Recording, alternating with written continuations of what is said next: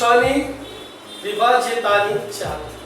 તો 6 ની વિભાજ્યતાની કોઈ સ્પેશિયલ ચાવી નથી, પણ 6 ના અવયવો તમને ખબર છે 2 3 6।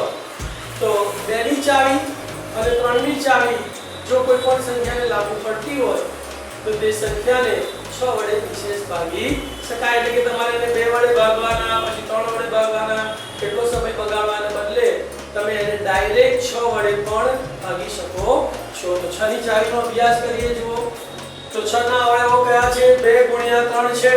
તો જે સંખ્યાને 2 વડે અને 3 વડે નિશેષ ભાગી શકાય તે સંખ્યાને 6 વડે નિશેષ ભાગી શકાય। બોલો, જે સંખ્યાને 2 વડે અને 3 વડે નિશેષ ભાગી શકાય તે સંખ્યાને 6 વડે નિશેષ ભાગી શકાય। ઉદાહરણ તરીકે લઈએ આપણે 5496। તો અહીંયા એકમનો અંક કેટલો છે?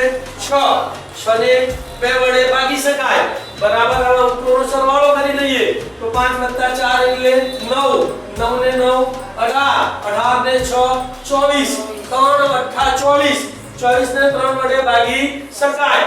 તો 5496 ને 2 વડે અને 3 વડે ભાગી શકાય છે, માટે 5496 ને 6 વડે પણ નિશેષ ભાગી શકાય।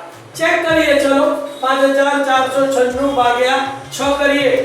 એકમનો 5 અરે 5 એ 6 થી નાનો છે તો બે આંકડા લઈશું 54। તો 6 × 9 = 54 એટલે અહીંયા 9 આવશે ને અહીંયા 54 આવશે। 4 માંથી 4 ગયા તો 0, 5 માંથી 5 ગયા તો 0, ઉપરથી ઉતાર્યો 9 6 એકાનો ઘડ્યો 9 સુધી બોલવાનો। 6 એકા 6, 6 × 12 વધી ગયા એટલે 6 એકા છે એટલે અહીંયા 1 આવશે ને અહીંયા 6 આવશે। 9 માંથી 6 ગયા 3, ઉપરથી ઉતાર્યો 6 એટલે 36 થયા। 6 × 36 અહીંયા 6 આવશે। 6 માંથી 6 ગયા તો 0, 3 માંથી 3 ગયા તો 0। તો 5496 ને 6 વડે નિશેષ ભાગી શકાય। શું યાદ રાખવાનું? બોલો કે જે સંખ્યાને 2 વડે અને 3 વડે નિશેષ ભાગી શકાય તે સંખ્યાને 6 વડે પણ નિશેષ ભાગી શકાય।